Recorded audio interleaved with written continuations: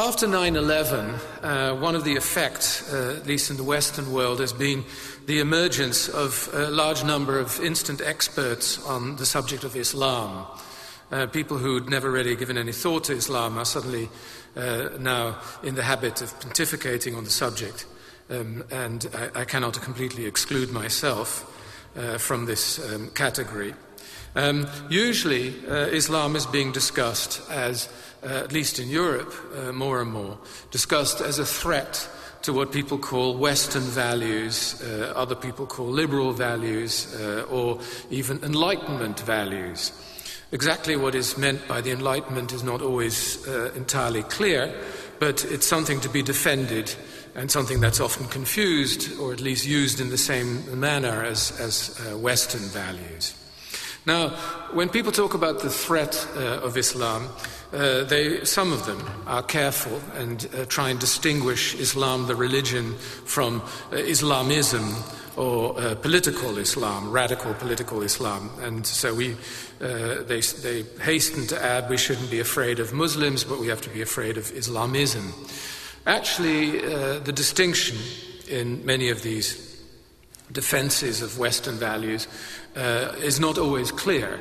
I think many people tend to confuse, sometimes unconsciously, sometimes deliberately, radical political Islamist extremism, violent revolutionary ideology that is, and various disobliging ideas that are expressed by some Muslims as part of their tradition or their custom or what they see as their faith. In other words, people confuse views that might be held by immigrants in Europe, immigrants from small villages in Turkey or Morocco, views held on homosexuals or women with the dangers of a violent Islamist revolution.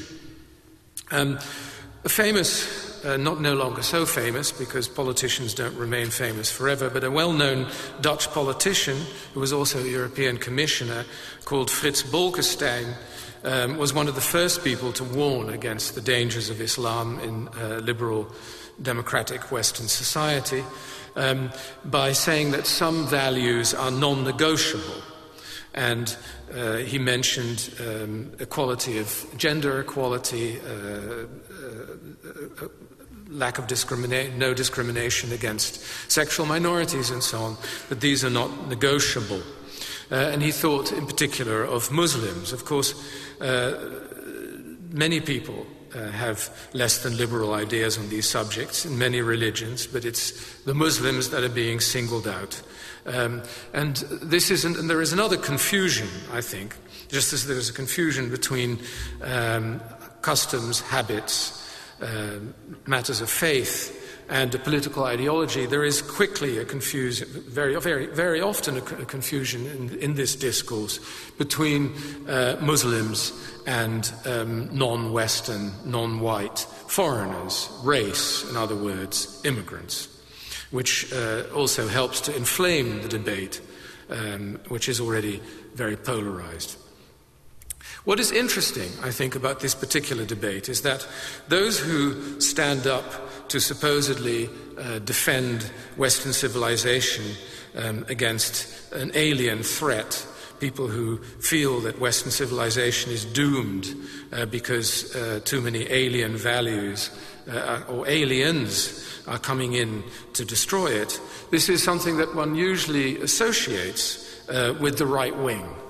Between the two world wars in Europe, these ideas were quite common in Germany, but not exclusively in Germany, in France and other countries too. People warning us against the undermining of Western civilization, Western values, Europe, whatever we want to call it, by dangerous aliens, in this case Bolshevists, Jews, or liberals, and the three categories, of course, were often used much in the same breath. What has changed, I think, because of the fear of Islam, especially after 9/11, is that it's no longer strictly a right-wing affair. many of the most ferocious critics of Islam and people who warn us against the imminent danger to Western civilization tend to be people who associated themselves with the left. And I think one watershed event, one thing that also explains it perhaps in some ways, is the Salman Rushdie case. Salman Rushdie himself, a man of the left, of the very much of the sort of cosmopolitan London literary scene, who was certainly associated with sympathy for third world causes, very quick to condemn Western imperialism and discrimination against non-Westerners and non-Western culture and so on. In a word, a multiculturalist. Suddenly he was a victim of people who wished to do him harm, wanted to burn his book, who came from a non-Western tradition. And I think this came as a great shock. And many people who'd always, like Rushdie himself, been very quick to condemn Western civilization and see Western civilization as a form of colonialism or neo-imperialism, suddenly felt that they had to defend something against what was seen as a threat. And I think there was a certain volte-face here. Now, there may be many reasons for it. It may be that there was a residual sense of guilt at having supported too many nasty third world regimes against what was seen as Western imperialism. Too many dictators, bloody dictators, had been apologized for or defended by people of the left. That may partly explain it. I think a strong sense of anti-clericalism, anything that was associated with religion, was abhorrent. But in any case, there was this split in the left after the Salman Rushdie case. Those who suddenly became very ferocious in their defense of Western values, liberalism and so on, against what they saw as the Islamic threat. And those more traditional leftists who are still there, although I think dwindling, ideological multiculturalists, people who still see the hand of Western imperialism behind everything they dislike and so on. But this split has been very clear. But even on the right, or what we call the right, we've seen a certain shift. A very colourful, perhaps the most colourful figure on the right in the last few decades to involve himself in this Islamic discussion is the Dutch politician, the late Dutch politician Pim Fortuyn, who on the one hand fitted the profile of right-wing radicalism in promising that we should go back to, we being the Dutch, should go back to a country that has now been undermined by too much immigration, a country where we still subscribe to old-fashioned values, where we're amongst ourselves, and so on. So he was, and working on fears of immigrants, of non-Western immigrants, of aliens on the one hand. On the other hand, he was an openly and even very flamboyant homosexual. And one of the reasons he felt that Islam was a threat, that Muslim immigration was a threat to European values, was the perceived intolerance of gays on the one hand and of women on the other. So he said, after having, and he was echoing the sentiments of many people on the left here, even though he himself was associated with right-wing populism. He said, in the 60s, we finally fought for all these good things, such as gender equality and gay rights and so on, and why should we be forced by these foreigners to fight all these things out all over again? So there's been a shift there too.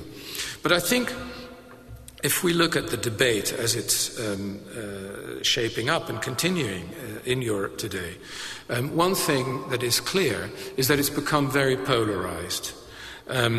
It's so polarized that it's becoming increasingly difficult to find a nuanced position.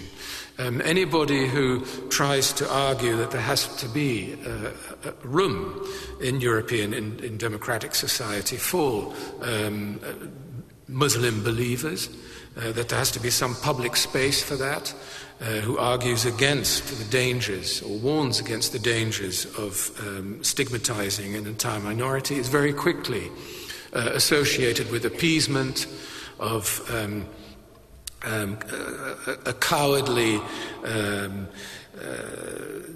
being cowardly and not willing to stand up for liberal values and principles and so on, and those who warn against the tensions and the dangers of chaotic immigration, of allowing areas to become immigrant areas too quickly and so on, and who dismiss the complaints of people who live in these areas are too quickly dismissed as racists.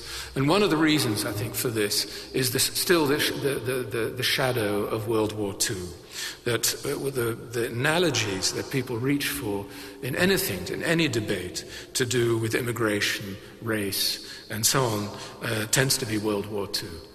On both sides. So on the one side, people are accused of being appeasers. We are being warned all the time that we're back in 1938. One American author called it the Weimar moment for Europe. People talk about Islamo-fascism, and those who do not, and people like that are either accused of or associated with racism, Nazism, and so on, or they in turn accuse others of being appeasers, of being behaving like Chamberlain did in the face of the Nazi threat. Now, I think some values, I think Frits Bolkestein, the politician, was wrong. Values, of course, are always being negotiated. Values never stay the same in history. They're constantly subject to change and constantly subject to negotiation. Some things, I think, can be negotiated. I think the headscarf, for example, the wearing the headscarf in public places is one example. I don't see it as something that's going to bring Western civilization down. I think even ultra-Orthodox clerics or Muslims who refuse to shake the hand of a woman can still be tolerated. I think this depends, of course, on as all these things do, on time and place. But I think one need not become hysterical about these things. I would remind you of a case where I think people acted wisely. By that I mean that they take things case by case and don't establish absolute rigid principles on these issues which cannot be negotiated. One of them was the case of the bus conductors in Britain. Many bus conductors in Britain used to be, possibly some still are, Sikhs. And as you know, Sikhs wear turbans. But bus conductors need to wear uniforms on British buses, and the uniform includes a cap. And at first, the Sikh bus conductors were told that they should discard their turbans, take off their turbans, and wear caps. Sikhs protested against this and said that was against their religion. It was their duty to wear a turban. And after much toing and froing, it was decided that an exception could be made and the Sikhs could wear their turbans.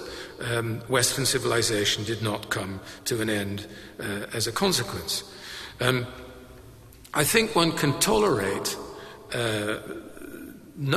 groups of people who do not conform to many of the rules that we take for granted in Western society, as long as they don't impose these rules on others and as long as they don't have it as their goal to destroy the societies in which they live. In other words, in the United States, for example, nobody is particularly bothered about the Amish or even the ultra-Orthodox Jews, whose ideas are not that far removed from many of the Orthodox Muslims, also in the sense of believing that all non-believers are essentially wicked and sinful and that they're living in a wicked and sinful society. But as long as they don't use violence to impose this view, I think it's one of those things that one has to live with in a pluralist society, which is not to say that one should not try and enlighten people through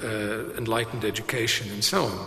But we cannot expect to live in a society where everybody believes, has exactly the same norms and values, as long as they do stick to the law. I think what is not negotiable and where a line can be drawn is violence. As soon as people use or threaten the use of violence, that obviously cannot be tolerated.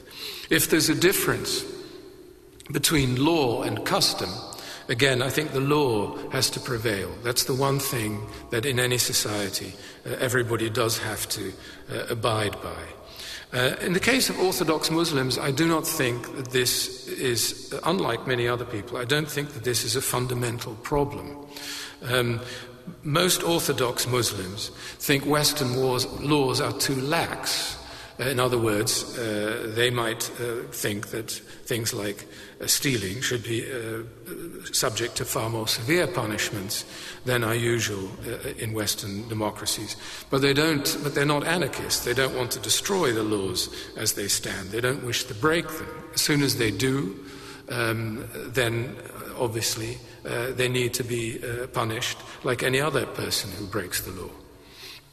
Now, if one says these things, the sort of things I've just been saying, one is very quickly accused of tolerating intolerance. It's an accusation that has been directed at myself.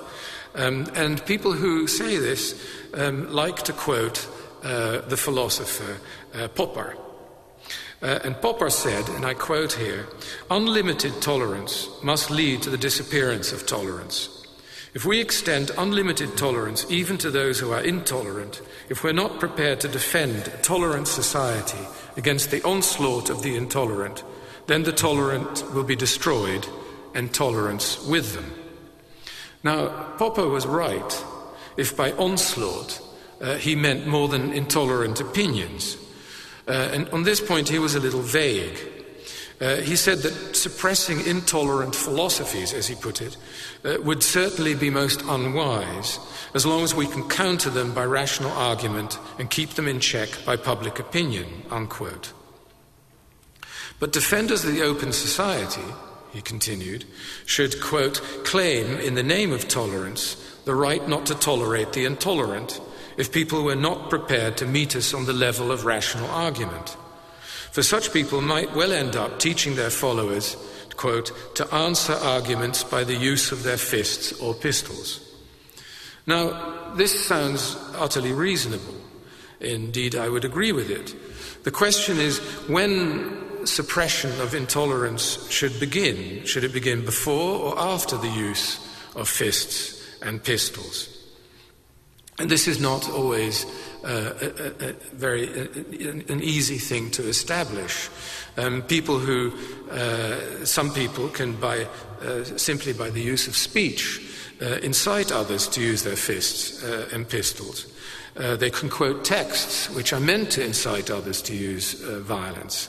Should one step in before the violence has happened or not? This is one of the things I think that are still being hotly debated, particularly when it comes to the use of the law. Most European countries, possibly Australia too, even the United States, despite its very liberal laws on free speech in the First Amendment of the Constitution, most democracies have a law against the incitement to hatred or violence. Incitement to hatred, of course, is open to different interpretations, but certainly laws against inciting violence. This is true of the United States just as it is in European countries. It's not always easy, of course, to prove that what's something that somebody says is meant to incite violence. I think the law should only be used when it can be proven. One should be very careful, I think, of using the law to ban opinions.